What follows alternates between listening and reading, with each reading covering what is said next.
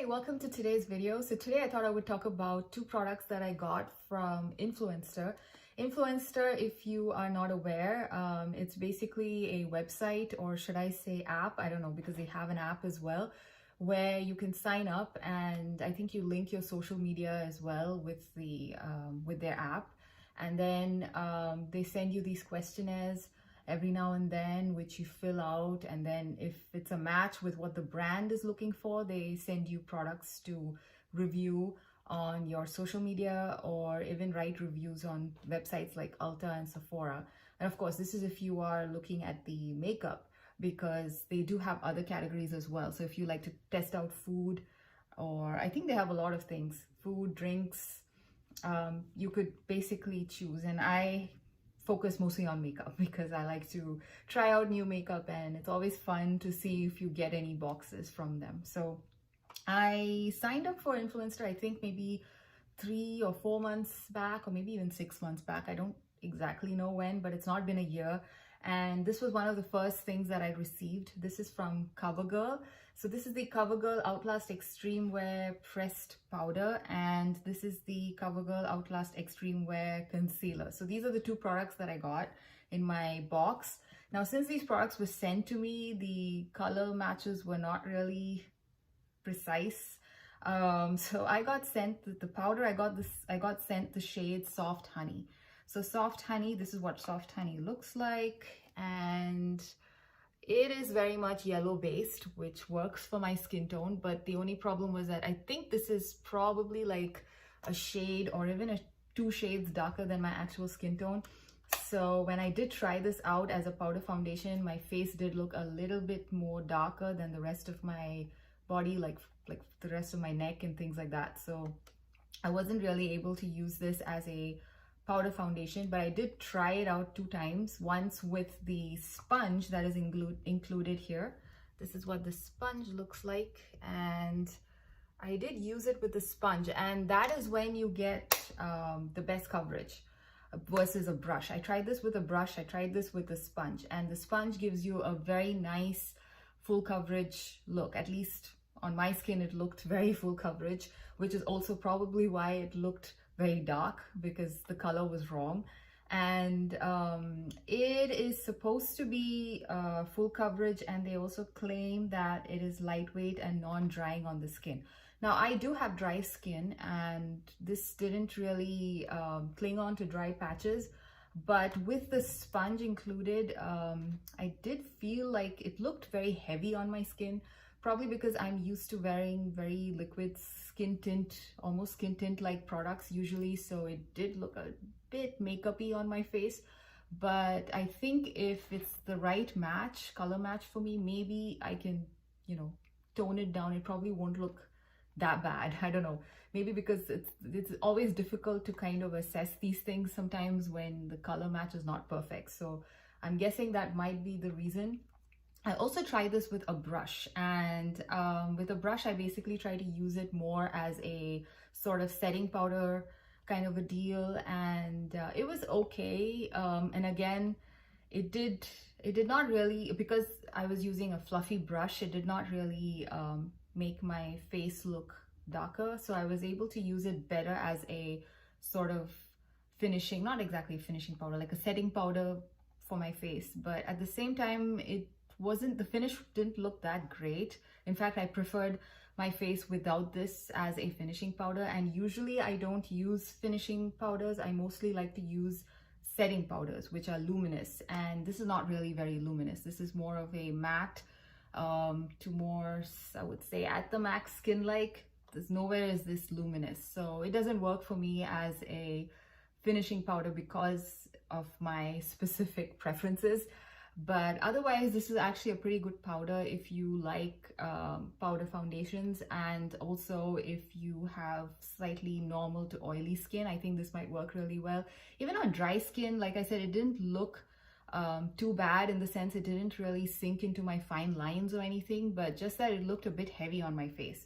So I don't know if it's because with the sponge I was applying too much, or or if it's actually the formula itself. And I generally prefer like less coverage and more skin tint kind of products anyway. So Yeah, so this is actually a pretty good option. Like I said, if you want a full coverage powder foundation and you also have more of a normal to oily skin type, I think this would work really well for them. In terms of longevity, this was okay. I didn't really wear it for too long simply because it was the wrong color match for me. So it lasted, I think, for 4 hours. It was fine. It looked perfectly fine. And again, I have dry skin, so I don't really have too much of issues with makeup melting off my face.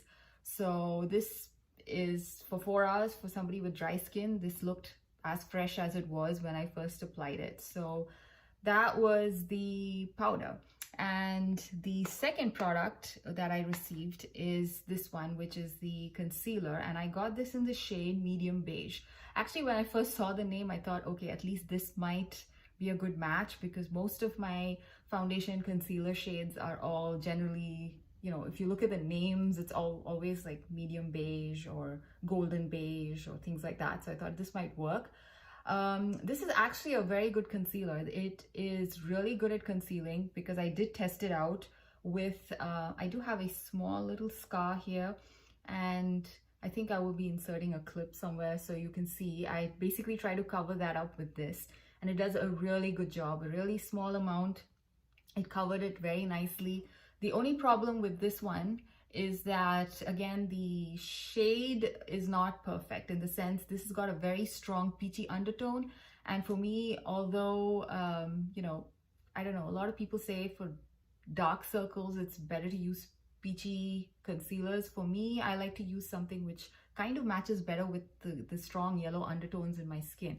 And this one makes me look really funny if I put this on my under eyes, simply because it's kind of gives a very ashy appearance, and so it's not a good look.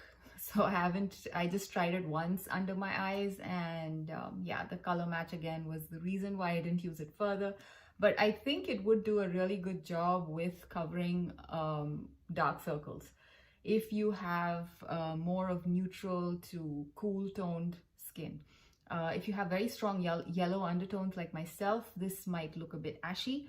And I'm not sure how the other shades in this range are like, because I did see a couple of other reviews where people said the same thing, where they had different shades of this, and everyone was talking about how they have very strong peachy undertones.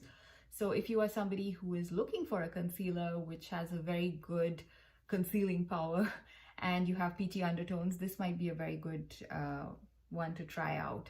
And I think most of these products are priced around 10 bucks, 10 or 12, both of these, at least on Target. I remember seeing, I did check out the powder because I wanted to see how much it costs and if I should just try out the correct shade for myself. So yeah, I think this was like 12 bucks, and this also is somewhere around there in terms of the price range. Yeah, so it's something I didn't really fully try, but I know that it can conceal. The dry down was more of a matte to skin-like kind of a finish. It was not luminous. Again, I generally prefer most of my base products to be luminous simply because I have dry skin.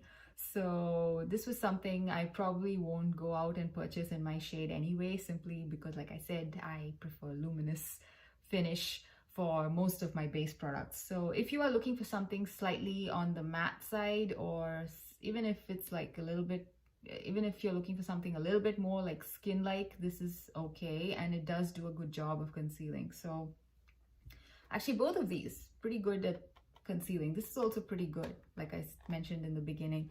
So yeah, in terms of longevity, like I said, I don't know, because I kind of washed it off immediately from my face since it looks really bad.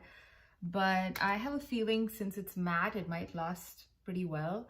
And again, probably geared more towards people with oily skin. So that's my review of both of these products. I hope you liked this review, and I will see you again in another video. Until then, bye.